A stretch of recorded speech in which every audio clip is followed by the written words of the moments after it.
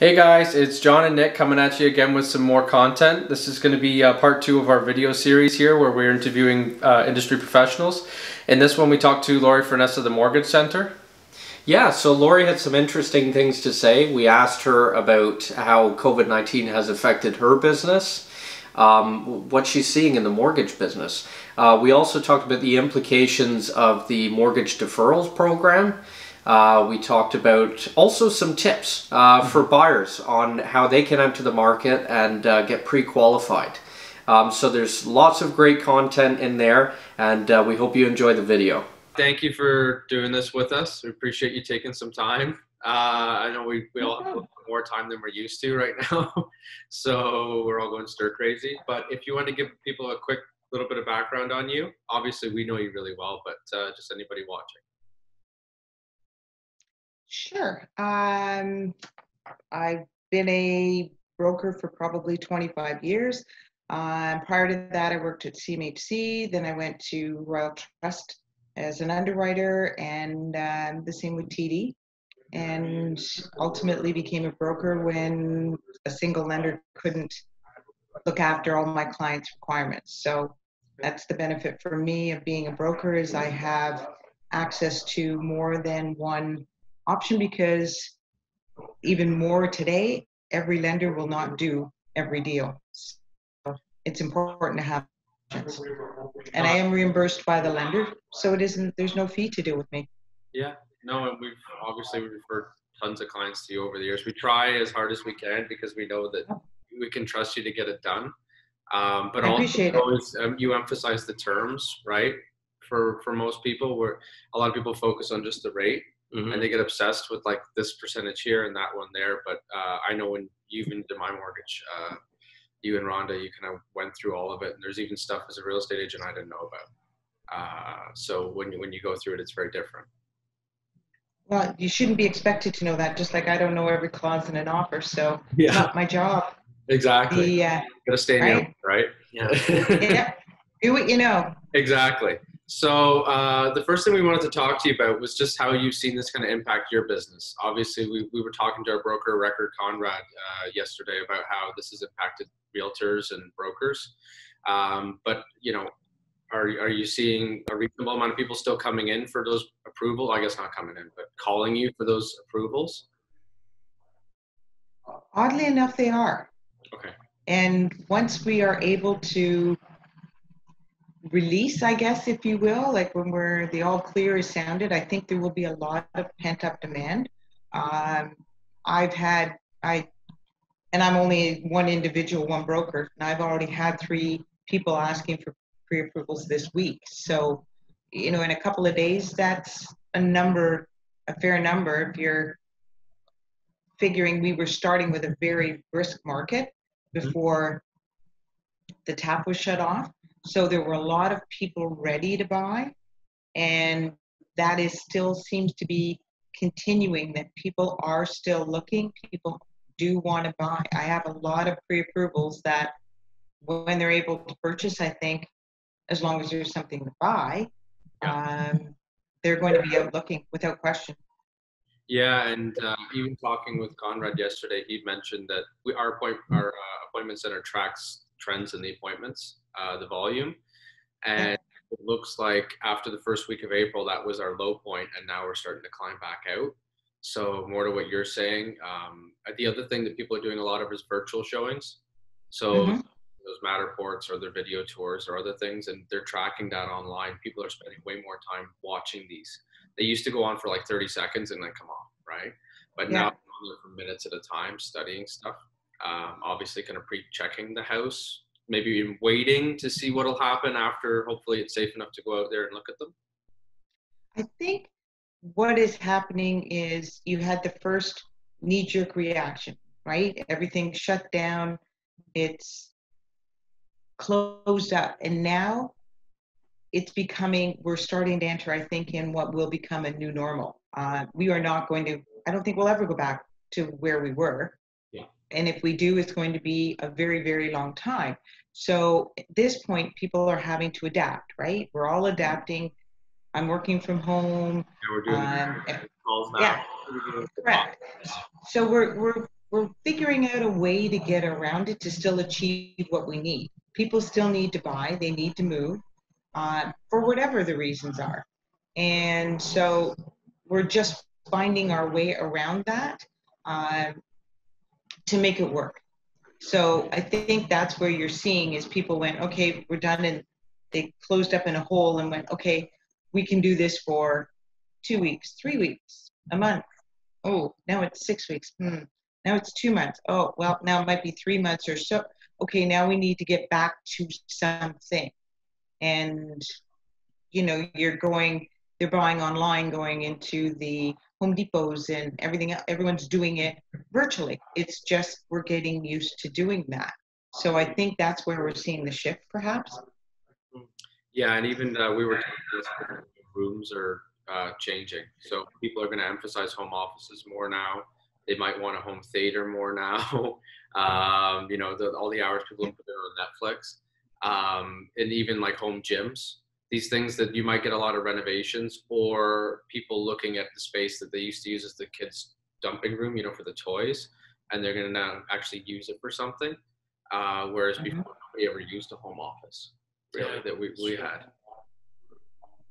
No, it's definitely a shift in what's becoming important in the property too. You're right. Yeah, so Lori, in your experience, are you finding lenders are taking longer to pre-qualify potential buyers right now?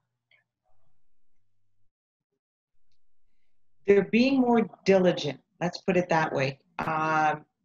What is taking the time is the fact that the lenders are working remotely.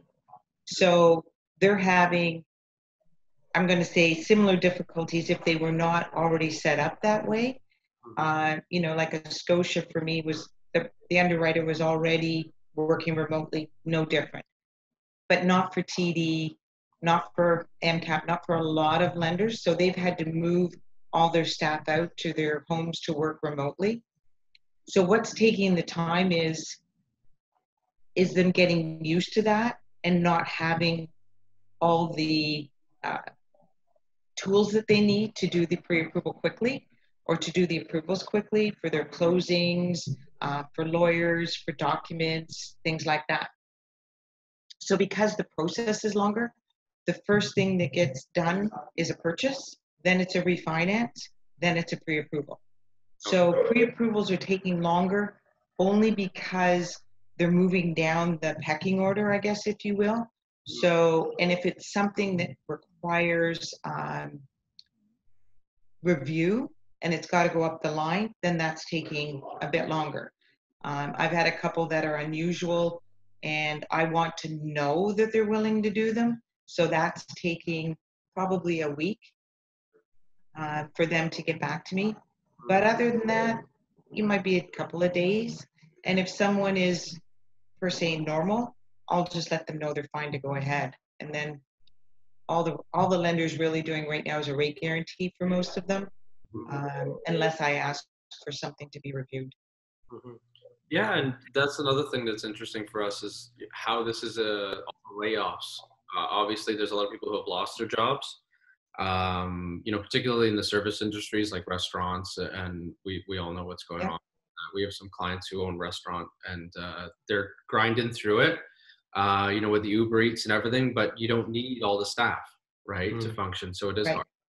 But how is that impacting people? You know, if they've been laid off, I've heard of some instances where lenders will work with them, particularly if there's already a relationship between the lender and the borrower, to talk to the employer and say they're coming back.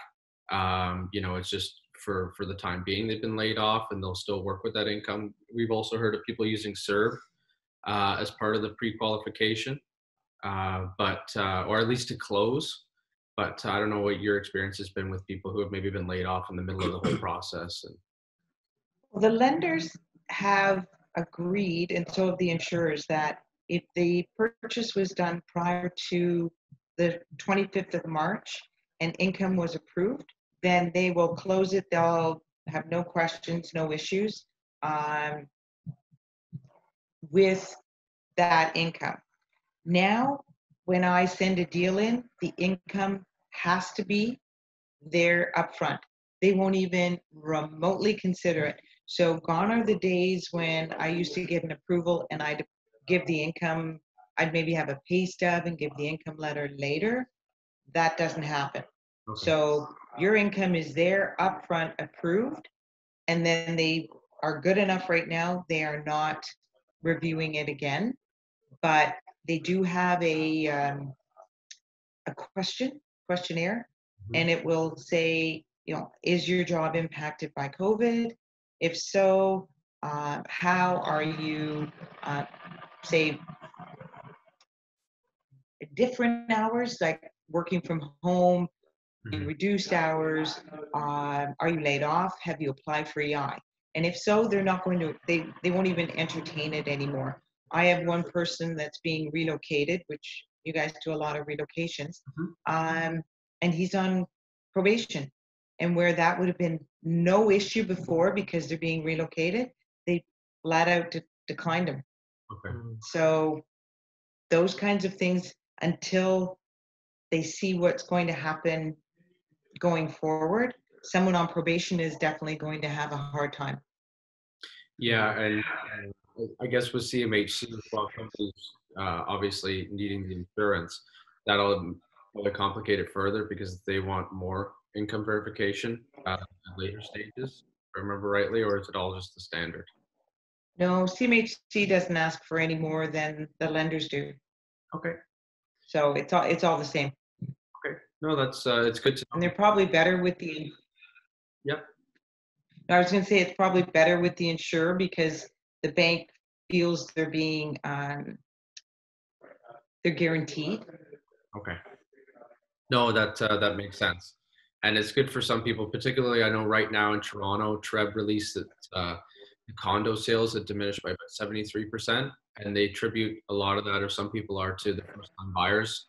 They have the luxury right now of saying, "Well, we're just going to take our foot off the gas for a month or two and see what's going to happen." Yeah. Families who have maybe sold or purchased prior to this, who now have to find somewhere to live or sell their house, they're in a different situation. You might get more downsizers after this is over, realizing that the house is too big for them because they've spent 2 months at home alone in that space, right? Yeah. So we could see those two trends, but for people, particularly first-time buyers, Or that it was small after they've been home. yeah, yeah, exactly. And I've been joking with some clients when I call them saying, "Are you ready to move up yet? Are you sick of seeing your husband or wife?" Because they're trying to find space to work. We had a Zoom call where somebody was in their closet, their walk-in, because it was a place that they could kind of barricade the door from the kids for half an hour, and have quiet. But that's, again, going back to people wanting more home offices and things. But in terms of interest rates, there's a lot of conjecture with some people saying, "Oh, well, there's going to be a drop." I've seen more evidence showing that they could be climbing with lenders. Obviously, they've got a lot of costs as well right now with deferrals and other things coming into the equation. But what do you think? If somebody was thinking about entering the market, would you advise them to kind of go in for that pre-approval now, try and lock in something, particularly the fixed rate, if that was something they were more, obviously drawn towards, or is it something where you would wait? I would say anybody who's thinking of purchasing, it's always the good idea to get your pre-approval done, because then you're not, and especially in this market, this climate, you don't want to be out. It's not a tire kicking kind of market. If you're going to buy, you need to be ready to buy. If you're getting to the point of I'm out looking, you're taking them not necessarily two houses, but ultimately after they've seen them online and so on, and they've determined that's the house, then they're going to be wanting to go in at some point. They've got to be ready to go. They can't be, okay, now I'm going to go in and get a pre-approval. Plus the fact it never hurts to have the rate guaranteed. If it goes down, they get the lower rate. If it goes up, they're protected. If they don't buy in the 4-month rate time frame, then we extend it. So there's no downside to going and getting a pre-approval done, because then if that perfect house comes up, they're ready to move. And as far as rates go, a lot of people get confused between rates and the Bank of Canada. Yeah. So the Bank of Canada dropping like it did impacts prime. Mhm. And the lenders begrudgingly continued to drop prime as the Bank of Canada reduced. But what they did, and of course that only changes variable mortgages or lines of credit. But what they did was they dropped or withdrew the discount they were giving off of prime for a variable mortgage. So beginning of March, we were prime minus 75 or up to 90. As that dropped, then it became prime minus 40, prime minus whatever. Then it became prime, then it became prime plus. So although prime went down, variable mortgages did not go down by that corresponding amount. Okay, they actually stayed roughly the same because they went to prime plus. So anybody, unfortunately, going into a variable now, I have to think that once things get back on track, the Bank of Canada is going to put that rate up, which then will translate into an increase to everybody's variable mortgage being prime plus quite a bit, and it will go up fairly fast. Oddly, fixed rates did go up. We were in the 2.5 range in March. They went up as high as, say, 3.25 because of the risk and the uncertainty that the lenders had around their pricing. And now with the government backing and assistance and so on, they are softening off a bit. So we're down to 264 now for a high ratio. So we're getting close to where we were. And that did not take that long. So that's only maybe 30, 45 days. I think it's like you said earlier, everyone's just trying to adjust to that norm and trying to find harmony between it. And like a lot of people saying, oh, the Bank of Canada is dropping rates, right? But that's not your bank. That's not mortgage rates. Exactly. Yeah. So I think that there's a lot of people who are maybe thinking that they should wait. A few people I spoke to, I think about a month ago, maybe who are renting, who were thinking of buying this year or the next 18 months, they were saying, well, maybe I should start talking to someone. I said, yeah, like it wouldn't be a bad idea just to get an opinion. I passed them your information because I said, kind of try to get locked in because of that thought process, which is what you've always told me, like at least call me, see what we have on the go, see what we can lock you in with. And then if you use it, if not, well, down the line, you will. That's one thing you were going to ask is about. Yeah, I was going to ask you to pull out your crystal ball and ask, where do you see rates heading for the remainder of 2020? I have no idea. But I was on a call with Scotia and their economist, and they do expect rates to remain fairly stable. So we're not going to see 4 and 5 and 6%. Like they're not going to go off the charts. But a fluctuation really of a 0.5 point here and there is not that bad. It does, if you're in a higher price, absolutely, it's going to impact your cash flow, but it doesn't impact your qualification because I'm using 504 to qualify you. So that's the thing, is even though rates change, qualification for the client won't change. It just changes their cash flow, and that's why you need to get something guaranteed. So when you're looking, your costs aren't changing. Yeah, especially some clients here in and that's a sticky situation right now when you have tenants who maybe can't afford to pay their monthly rent and they're still making the mortgage payments, which brings up the deferrals is something that you're curious about too. Yeah, absolutely. Like we've been hearing from lenders that most of them are offering deferrals up to 6 months, I believe. Is there anything that homeowners should be wary of in the fine print with respect to mortgage deferrals? what they have to understand, or what clients have to realize, because I've had people calling thinking that, okay, I'm going to defer my payments, so I've got this money and I'm going to put it in the stock market, I'm going to do some renovations. That's not the point of this process. This is not what this is about, a carte blanche. We're going to get rid of everybody's payments for 6 months. You are not making the payment, that's correct. You have to apply for it, but they aren't going to just, if you're still working, don't waste it. I would say if you're still working and able to make the payments, don't be wasting that, because there may come a time when you will need it and then it's gone. So what they do is they add the interest on to the principal, and at the outset, you're paying it back. So when you add the interest on, you're now paying interest on that interest again.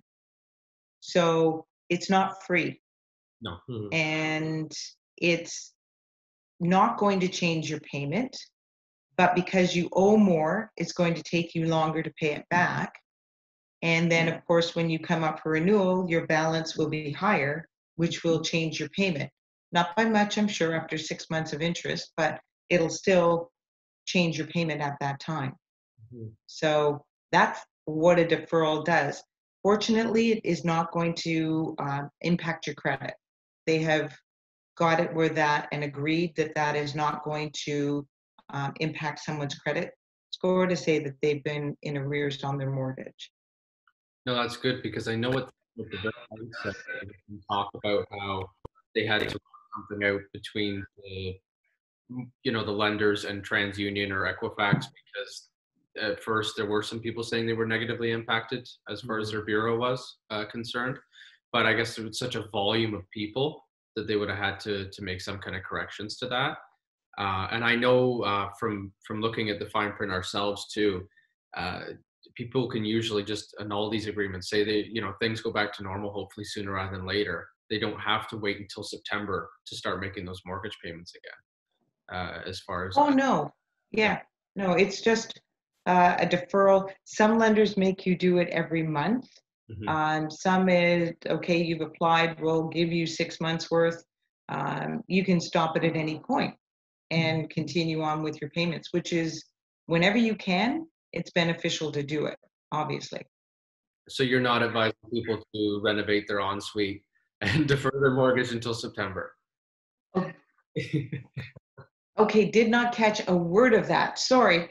No, I was saying, I said you're not advising people to defer their mortgage payments so they can afford to do the ensuite. Correct. Or invest in the stock market because it's down. Yeah, I've had a few of those. That's one thing, though, that we were talking to Conrad about yesterday. We said, look, if anything, this is a sign of, we always tell people real estate's more of a wise investment long-term than the stock market. All of our clients who own investment properties, they've remained pretty stable. I think the sales price to list price ratio in Oakville is somewhere around 96%. It was just over 100% before this started, so not a huge slide. And, definitely they're in a more, I guess you could say, confident position than some people who have everything in the stock market. Because as soon as this all started, of course, you saw that initial dive. Whereas real estate is remaining, thankfully for the people who are having to sell or they have to move in all this, it's pretty stable. Yeah. And people now are doing more virtual showings. I mean, we have a townhouse coming up in Burlington. Luckily, it's a vacant property, but we are going to have the full walkthrough and Matterport, because people are going to want to pre-qualify it online before they come out to see it. They're going to do a lot more of that than they used to. Well, they're doing even those virtual stagings, which I think is quite interesting too, where you stage the property virtually, which is pretty cool. Yeah, we've done that a few times with the Box Brownie. It's an online company. And the other thing you can do too is you can put up prints of what that looks like in the house. So if you can't have the physical furniture printed on a big, almost like an easel, and just put it in the room, visualize it. Because some people, they can easily visualize the space. Other people are hopeless. God love them when you're saying, you can put a couch here. Yeah. You just can't see it. So Yeah. they're becoming more popular because at first our rental companies for staging weren't coming out. They're starting to slowly. No, but they do it virtually. They actually virtually stage it.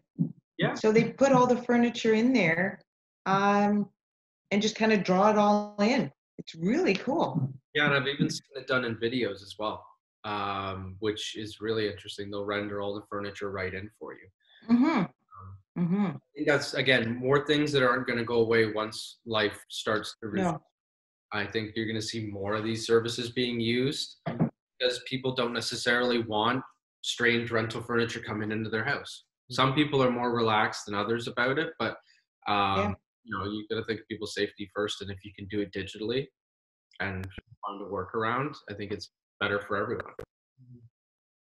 But Like I said, I think it's a new normal that we're getting into. Even the lenders are finally having to agree for virtual signing with the lawyers, because some of them were not set up to even allow that, and they're having to get to that point. And I don't know that people will go back to signing with lawyers either. no, I know the Scotland law that they've got a pretty good relationship with our brokerage, and they're doing everything electronically now. Obviously, the Law Society got behind that, but there are some lawyers who were still using checks and things, right, before all this started. So I know that there's a learning curve, and it's going to be interesting to see who picks it up, Right. and some people who aren't in the business in 6 months or a year because they just can't adjust to that new way of conducting it, right? Yeah. That's what things like this do. They make you kind of force you to evolve your business plan, right? So, and I know Pretty you much. do everything in person for your signings and everything when I come in for my things. So, Oh, we don't need more. yeah. Everything's DocuSign. Everything's DocuSign, and just do it through email and phone. And if need be, if you want to do the virtual signing like this, you can do it so that you can physically, ID people. That's what the lawyers are doing, is doing Zoom calls or whatever the client has. And if not, for seniors who don't have the technology, then they're doing them in the parking lots. Yeah, and They're doing it in a car sign. yeah, we had clients where they were looking at a condo, so it was vacant, and one of us just went out and did a video in the unit and tried to give them a sense of the space. It's an empty space, but it's like, here's a person standing in the room. Give them some scale for what you'd have to do, but that's just the way it is now. It's going to be like FaceTime calls, and there are people buying houses unseen just off of the photos, and then later on down in the transaction, they'll find a way to kind of sneak a showing in when everyone's out or they feel comfortable. But no, really appreciate your time and the info, Lori. It was really helpful as always. We always call you to pick your brain, but Anytime. yeah, and what we'll do is we'll post this on our social media account. Do you have any accounts that we could tag you in or whatnot? You could forward through to us, any business ones. We'll put your website and your contact info in there. That's good. Yeah, that part of it I have not got into with these things. No, but no, I appreciate it. Yeah, All the best, and let's work toward this new normal. absolutely. Thanks so much, and stay safe. You too. Take care. Bye. Hey guys, we hope you enjoyed that video. We thought it was really enlightening. You know, everybody thinks they're an expert when it comes to mortgages and finance, so it's nice to actually hear from one for a change. We're going to include all of Lori's information in the description for the video, and you can always look her up on her website as well. She's excellent. We've referred her several times in the past.